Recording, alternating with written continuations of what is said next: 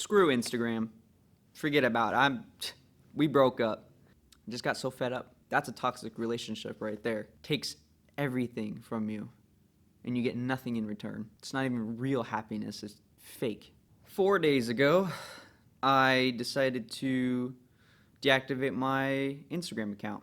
I haven't been able to focus. I've been spending way too much time on my phone. I tried to limit myself to using my phone a couple months ago. I was like, yeah, I need to slow down on how much I'm just scrolling mindlessly on Instagram. It's like one of those, like, what's the first thing you do in the morning? Open your phone, out of habit, open up Reels. Start scrolling Reels when you're laying in bed. Next thing you know, boom, you've been there for an hour. I started trying to, not doing that. I thought I was doing really good at limiting the amount of time I spent on it. Well, turns out when I went through and was wondering why my battery on my phone was dying so fast, I opened up the battery schematics, like the analytics for what was being used, how often, how long. And guess what? Found out that Instagram, that little app that I used, was consuming at a minimum over 2 hours of my day. 2 hours, and that is after I had significantly cut down. I was going through and I found that I was spending maybe 5 hours a day on Instagram. It really put into perspective how much time I was spending on that. I didn't realize how bad it was until I saw the numbers, and I was like, whoa, whoa. If I spent 2 hours a day learning a language, practicing an instrument, I'd be freaking fluent, you know? It blows my mind. I was thinking to myself, like, man, maybe that's why I haven't really felt like I've been able to get anything done. It's because I've been spending so much time on the phone. So it's day 4 of no doom scrolling. And I can say that the first day that I woke up, tried to figure out what my password was for the app, and I went to the deactivate page, which I couldn't find. I had to look that up because I could not figure out for the life of me how to deactivate Instagram. I don't know. I mean, it was right there. It was like under account management and settings, and I believe that's what it was called. Anyway, I couldn't figure it out, so I had to Google that. So after doing that, I was sitting there, and my thumb was right over the, "Are you sure you want to do this?" And I said, "Yes." And then another pop-up, "Are you sure you want to do this?" And I was like, oh my gosh, they really don't want you to, like, this creature is like really wrapped around me right now. And I said, yes. And I'll tell you, within the first 10 minutes, I put my phone down and I was sitting there, and it felt very similar to when the power goes out. Just that silence. And you're sitting there contemplating, what do I do now? Now what? I wasn't expecting that sort of mental reaction to removing an app. However, it was just like the stillness had kind of overwhelmed and overcome my mind. Later throughout that day, I was like, man, I'm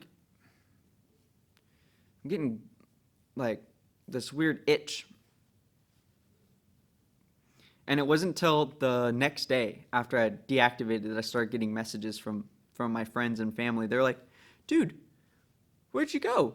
Did you block me? Did you do this? Did you unfriend me? I don't understand, like, where you went. I can't send you reels. I can't see your account.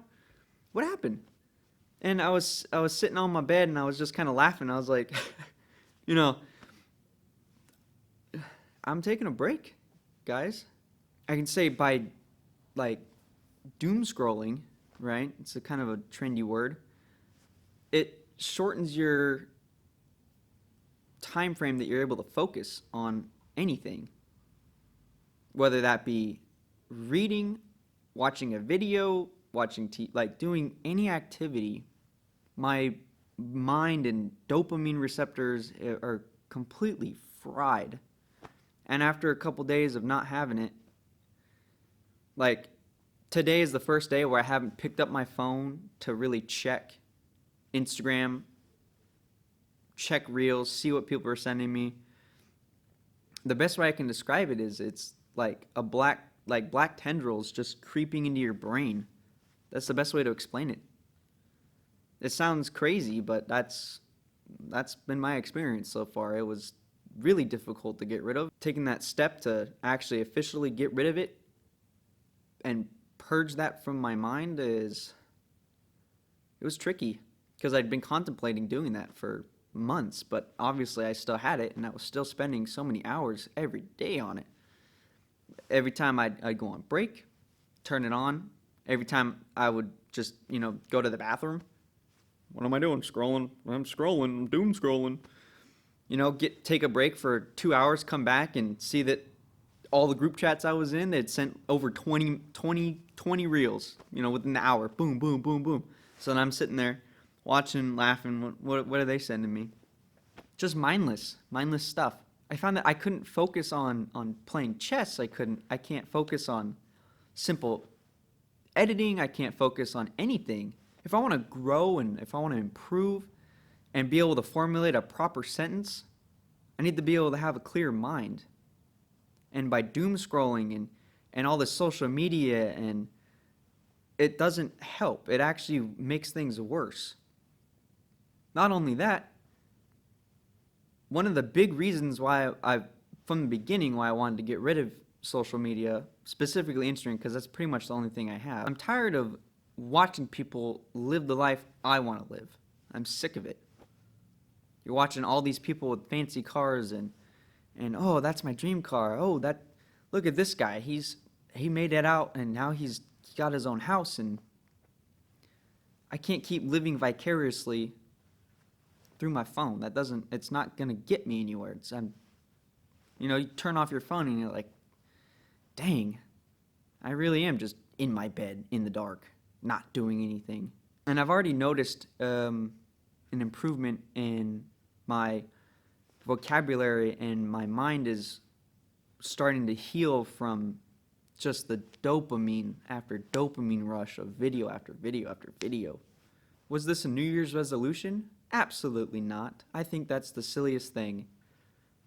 I think you can absolutely go into the new year with a new mindset and goals, but don't pin it on the new year. I think that's silly, because now you're like, oh, new year, new me. No, it's the new year, same you. You can go into it with a different mindset. This was a really trendy topic back when I was in high school. A lot of people would be like, oh, new year, near me, I'm getting off of Instagram, I'm deleting all social media. Well, they'd be back within a week. And I don't want that to be the same for me. I don't want to be back in a week. I need at least a month. I need to I gotta get my mind in order. And all the dopamine and just the instant gratification and not being able to focus and really, it puts in a barrier. Your short-term focus is ruined. And here's a perfect example for that. So I use Duolingo for practicing language. It's really helpful. Sometimes some of the exercises you have to type in the words, and it's kind of a gamified way of learning. Now the problem I was running into, right, was I would just spam a bunch of words, put them all together, but I wasn't really trying to really memorize it and really learn and digest it. So I get something wrong, move on, go to the next, keep going, pound through it, boom, boom, boom, boom, boom. I hit a roadblock, and I was like, dang, what am I doing? This isn't helping. Another fun benefit of breaking up with Instagram is I'm sleeping better. I found that I'm not scrolling my phone or watching YouTube videos at night, or I'm putting my phone down, I'm just going to sleep. So I'm sleeping better, feeling better in the mornings. Want to talk about self-improvement? Detaching yourself, dopamine detoxing feels good. I mean, I can say though that I keep getting this weird itch where I'm like, man, I wish I could just scroll and just definitely have cravings. I still have cravings for sure. It's only day 4, but I was sitting down, right? And I had my phone, I pulled my phone out and I went to open up Instagram and I was like, oh, yeah, I don't have it. Oops. Like you gotta fill the void with something else. Read a book. You're able to read better. You're able to focus. Just today, I was sitting there and I was really focusing. I didn't get anything wrong through the little quiz. I felt so proud. I was like, wow, look at that. And the fact that I'm able to sit here and articulate how I'm feeling without running off or losing my train of thought, it's like I have a sense of ease and peace around me. I don't know why. Do you want to feel good? Get off your phone. You want to feel good? Stop scrolling Instagram. Stop watching YouTube shorts. Stop digesting and just eating short form content. It's not healthy. It's just brain rot. Buzzword. Taking a step back from 2-3 hours a day allows me to really think and ponder what I want to do and why am I even filming myself, what even got me inspired to sit behind a camera and talk. This brings me back to the very first 2 videos I uploaded. Wasn't feeling good, was in a really bad spot, wanted change, something that I can communicate about and express my feelings, but for that extra shove, for that little extra bump, disconnect yourself. I've really thought on where I want this to go, and I want to continue doing this, but I want to do it in a meaningful way, and I want to contribute to the AI slop that's being pushed everywhere. I'm not here for the fame, I'm not here for the glory, I'm not here to get rich. I love my brother a lot, and he, for whatever reason, had the little inkling. He's like, you know what would be a great idea? Let's make AI content and start posting that everywhere. Instagram, YouTube Shorts, TikTok. Let's make AI generated content and push that out there. And let's get rich. That was his mindset. I found this out yesterday. This was not the topic of the video.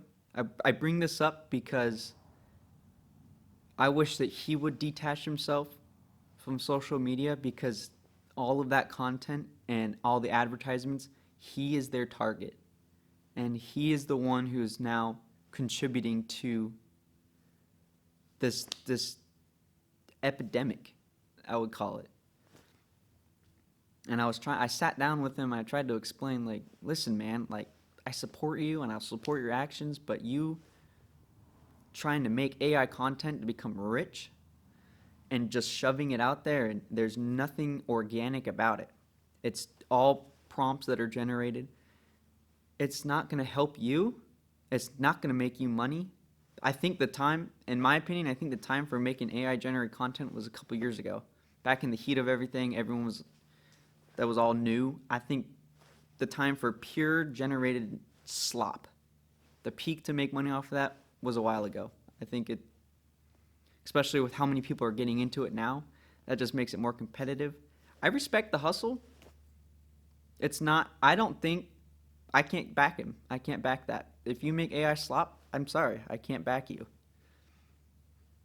I don't think you're contributing anything. I think you're solely there for monetary gain, which, hustling. Gotta respect the hustle. And that's fine if you don't agree. It's opinions anyway, right? I was talking to him, and he really wants to make his own video game. So he wants to learn how to code, how to develop a game. And I said, instead of making AI content, you can use AI to help you make your videos. But what if you started doing like shorts on how you make your game or what you're working on right now and use those to funnel into his actual channel? I think that would be a great idea for him. And he'd be good at it. He'd be really good at it, I think. I think he would do I think he would do honestly much better than me. If he's trying to get audience traction on his game that he's working on and making shorts and gaining an audience, I think that'd be huge. I totally back that. It's organic, it's not slop. That's where I stand on that. Thanks for watching. Thanks for taking the time and listening to me, leaving comments. It means a lot. Trying to get the lighting a little bit better. The last video the lighting was kind of silly. So I'm working on that. The audio, it's fun. I've been having a lot of fun doing this. Stay positive. Continue to learn. Continue to grow. Talk to you again soon.